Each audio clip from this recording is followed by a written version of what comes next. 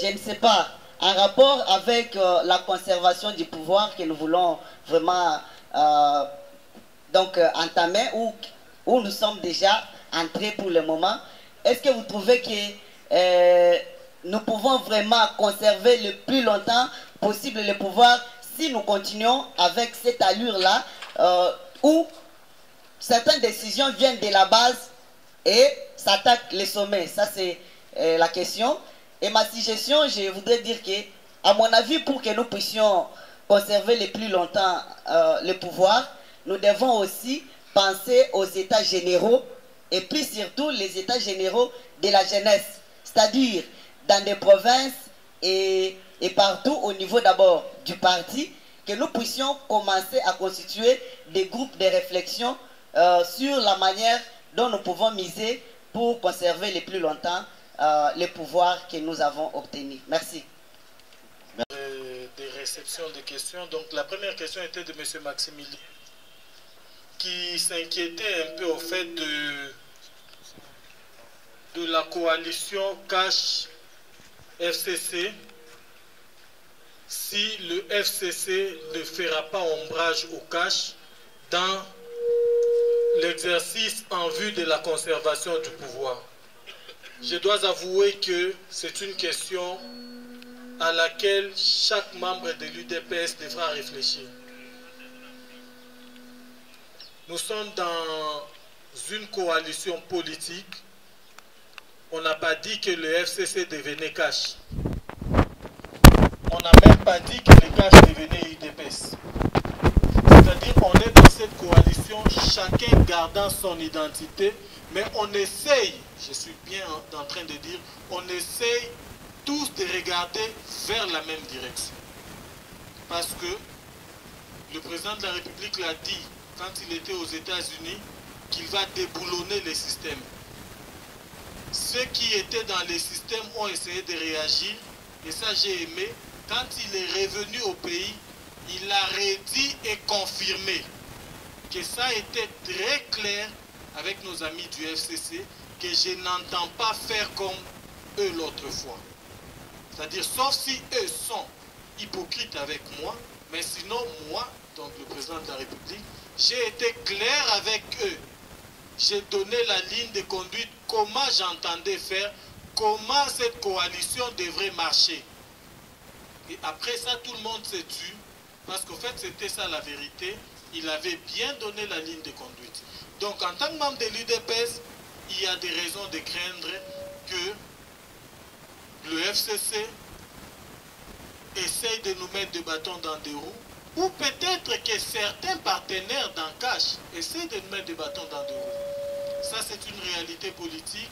C'est un monde que certains appelleraient sadique, où il n'y a pas de cadeau. Il n'y a pas de prime en politique. Tu as été gentil, voilà, je prime. Non. On a fait 37 ans dans le combat. Nous devons avoir cela à l'esprit. C'est là encore une occasion pour moi de nous appeler à accompagner le président de la République, à les soutenir, parce que nous savons qu'aujourd'hui, en termes clairs, le paysage politique, il n'y a presque pas d'opposition, à part quelques individus au niveau de la coalition Lamouka. Quelques individus essaient encore de s'opposer, tout ça, mais les autres sont dans une démarche républicaine que nous encourageons. Mais cela ne voudrait pas dire que tous ceux qui sont dans une démarche républicaine veulent que le président de l'UDPS puisse réussir son mandat. Parce qu'il y en a qui veulent qu'il échoue pour qu'eux se présentent comme étant une alternative. Il y en a qui veulent qu'il échoue parce que, qu'est-ce qu'on dira? Que nous on a échoué et puis lui a réussi. C'est quand même trop beau, on ne peut pas l'encourager dans cela. Mais c'est nous, UDPS, qui devrons comprendre cela. Que nous avons cette responsabilité de les soutenir, de nous battre, de réfléchir, de faire tout ce qui est dans notre pouvoir pour que le président de la République, qui, je le répète, est notre président, réussisse son mandat. Parce que nombreux d'entre nous ici, si le président de la République échouait, si jamais, ce qui ne sera pas le cas, nombreux d'entre nous dans les quartiers, on ne pourra plus regarder des gens en face. On est nombreux ici. Chaque jour, quand il se passe quelque chose, moi je ne vous dis pas combien de coups de fil je reçois. Quand il y a une petite déclaration, des gens vous appellent, mais vous voyez ça, vous voyez ce que le président de la République, vous voyez ce que les autres disent, vous voyez ce que les autres font. Le président... Nombreux d'entre nous, si pas nous tous, nous sommes identifiés et fichés UDPS. C'est-à-dire, nous devons comprendre que le président de la République et notre parti est dans une alliance qui peut faire qu'il ne réussisse pas, qui peut chercher qu'il puisse échouer, pour des raisons que je venais d'évoquer ici. Et nous devons les soutenir pour qu'ils réussissent. Donc, voilà ce que je peux dire à Maximilien. Nous sommes bien conscients de cela. Le président de la République en premier, mais il a fixé les caps, il a tracé une ligne, il a donné des objectifs et il travaille en fonction de cela pour que les partis réussissent, pour que son mandat puisse réussir. Monsieur Mboka dit, veut savoir si avec le président de la République, l'actuel, le président Félix, la République démocratique du Congo peut retrouver sa place dans le temps. C'est possible.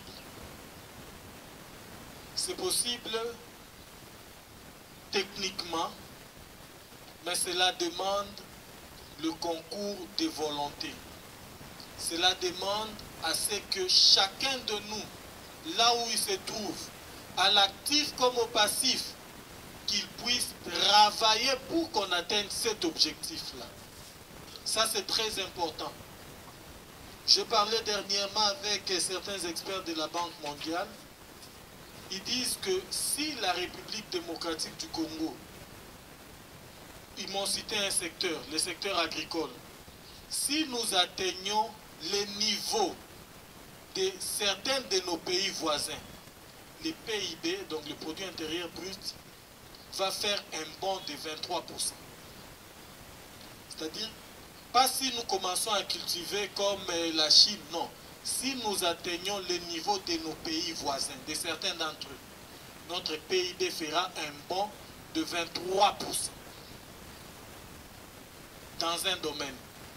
Je ne parle pas de tout ce que Maître nous a dit ici et avant de décrire la folie de Mobutu, tout ce qu'on faisait. Toutes les matières premières qu'on avait et qu'on continue à découvrir. Je prends le secteur agricole. Peut nous permettre de faire un bond de notre PIB de 23%. La RDC, si elle atteint la moitié de son potentiel agricole, elle est capable de nourrir toute l'Afrique.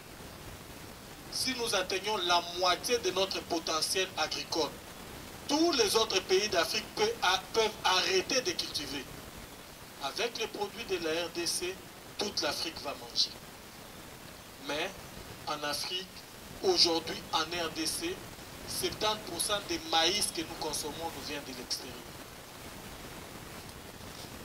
Même pourcentage pour les riz, ça nous vient de l'extérieur. Mais nous sommes à même de nourrir toute l'Afrique avec le maïs, avec les riz, si nous atteignons simplement la moitié de notre potentiel agricole. Cela voudrait dire que M. Mboka dit, avec un peu de volonté, avec un bon soutien aux actions du président de la République, nous pouvons espérer, peut-être pas dans 5 ans, peut-être dans 10 ans, Dieu sait, atteindre les niveaux qu'on avait avant et peut-être même les dépasser. Monsieur François Ndouzi veut savoir quels sont les mécanismes dont on dispose pour arriver à la conservation du pouvoir. C'est simple. Il y a aujourd'hui, si le président a été élu, c'était sur une base, la base confiance. Ici, sur ce podium, le président nous avait révélé combien il a dépensé pour sa campagne. Parmi les candidats qui ont émergé, si je peux le dire ainsi, c'était les candidats les plus pauvres.